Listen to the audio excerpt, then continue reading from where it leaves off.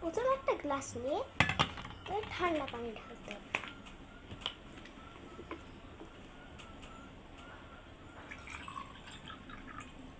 পানি ঢেলে একটু নরমাল পানি ঢালা লাগবে।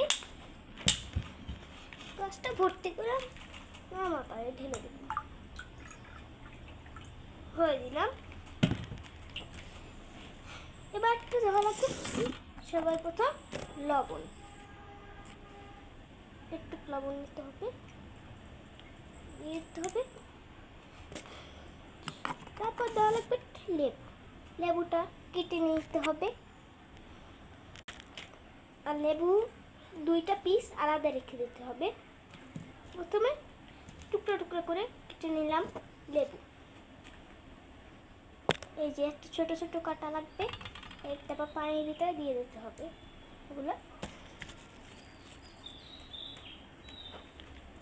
তারপর এই যে আমাদের লেবুগুলো সেগুলো দেওয়া লাগবে।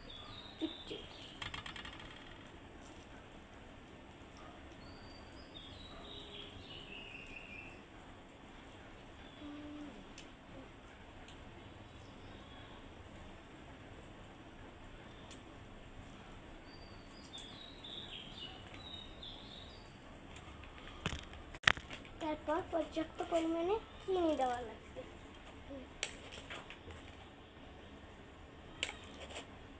দিয়ে নাড়াতে হবে।